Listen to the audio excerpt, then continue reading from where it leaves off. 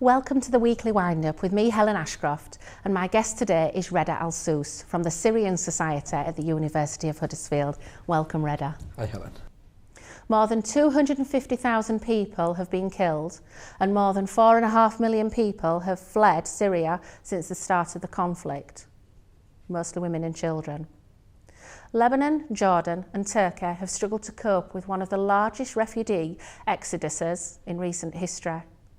This has actually become one of the largest forced migrations since World War II.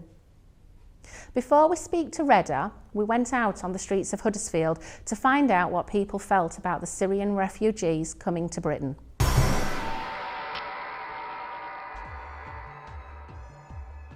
Initially, I felt a little bit on the fence, but as I've basically, I think there's a lot of bias in the media to kind of make people think that they're all going to steal our jobs and all that, but they're not. They're just real people, and once you get into your head that they're real people with real lives and children and that, you want to be in that. You wouldn't want to be in their position.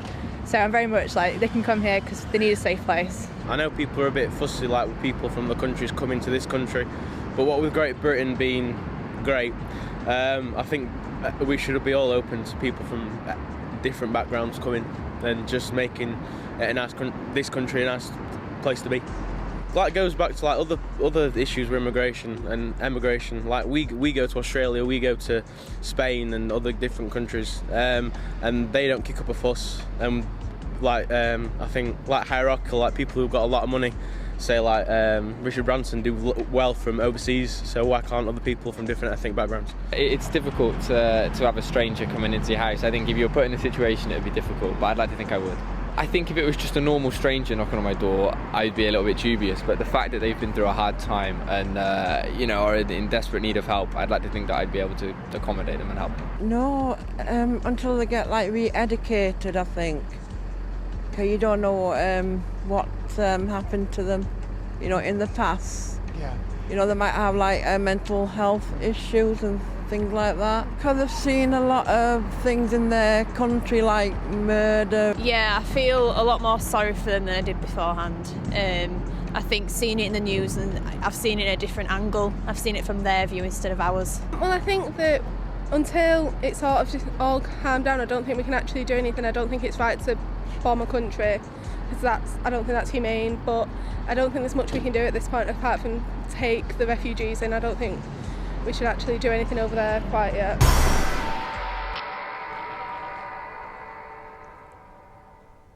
Some interesting comments there. So Reda, tell me a little bit about the Syrian Society, please. Well, we are 5 people in the Syrian Society at uni, including me. We are from almost every part of Syria, from Damascus, from Homs, from Hama, and there are also 2 other Syrian Kurdish guys from northeast of Syria. Okay. And we are all living here in we all live in Huddersfield, and we have regular meetings each while and then to talk about the conflict, about Syria, about countries, and we go out together. That sounds really interesting. How long have you been a member of this society? Since September 2014. Right. When I joined the uni. Okay. And you say that obviously you go out socially as well. Yes. Have you got something in the pipeline, did I hear you saying earlier on? Something that you were going to do? Yes. In March there's Arabic Week, and now we are talking about doing a Syrian Day, including the Arab Week. And we'll tell people about Syria, how nice was Syria before the crisis starts, and show students and other people about Syrian tradition, how we live there, and at the end we might raise some funding for Syria, for Syrian refugees. So how has the Syrian conflict affected you and your fellow students? Right. I haven't experienced much things because I live in Huddersfield, and Huddersfield is full of nice people. And that's nice to hear. There's only one thing happened with me actually. Okay. Okay. Is one of my friends, she said, after what happened in London about 2 months ago when there's a guy shooted people and said this for Syria. After that, a couple of days after that, one of my friends said, please delete my phone number from your phone, and we can't go and see each other or talk to you anymore because I'm afraid of Syrian people, and you are Syrian, so please this is the end. We can't talk anymore. Oh my goodness, how did that make you feel? Well, I had to go through that. Yeah. But is that something that's normal, that, you know, are people experiencing that? Are your fellow students experiencing things like that, or do you think that was a one-off? I think that was just one-off. That was just once, happened for once.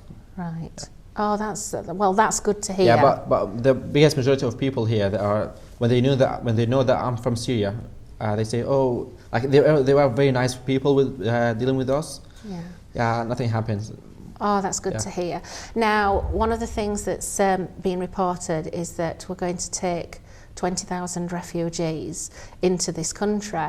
What do you feel about that?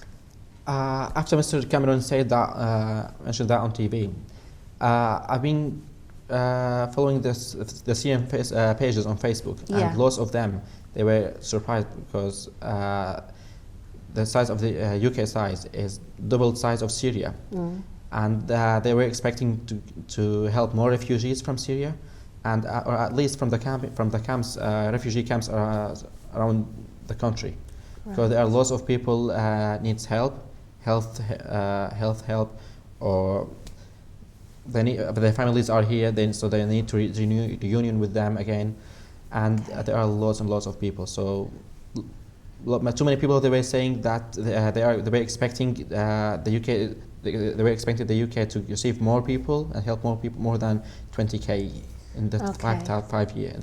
I was going to say, they say that it's over a 4-year period, so I mean the numbers may well change, but I mean from other reports, people in Britain find that hard when perhaps people are coming over and then wanting to work in Britain, but perhaps taking jobs that are available that the British people could take. What are your thoughts on that?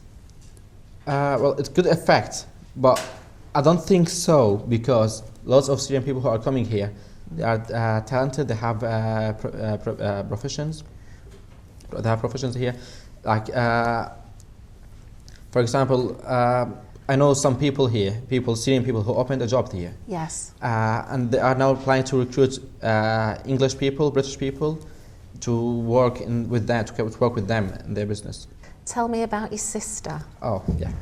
Well, we have a delicatessen shop in Huddersfield in the Packhorse. Oh, right, yes. In the middle of the Packhorse. It's called the Road To Damascus. Right. Yeah, and we run the shop there, and we are planning to expand it. And to recruit more people in the shop and in the cheese factory. Okay. So and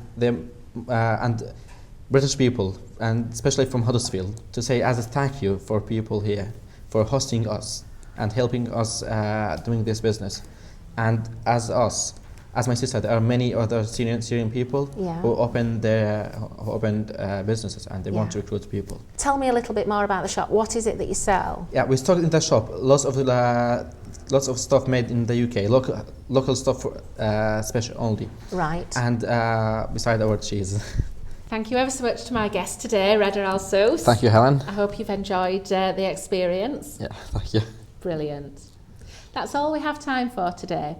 Please remember, if you would like to comment on our discussion, you can contact us on Twitter @The Weekly Wind-Up, and also on Facebook, or you can email us at info@kirkleeslocaltv.com. Please look out for our next broadcast, which is available from Wednesday, February the 24th, when we will be visiting the Gingerbread House Cinema in Marsden.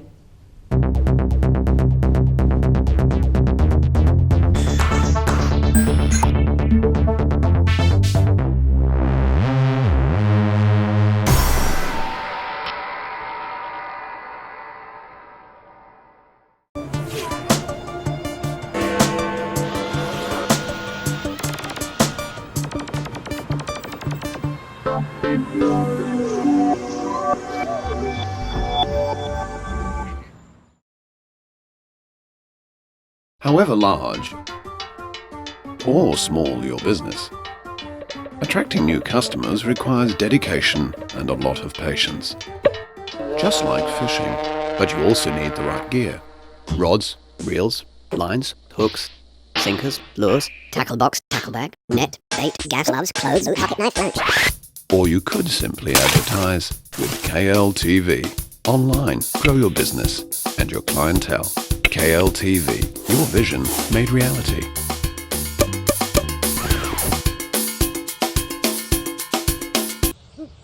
Should have gone to KLTV.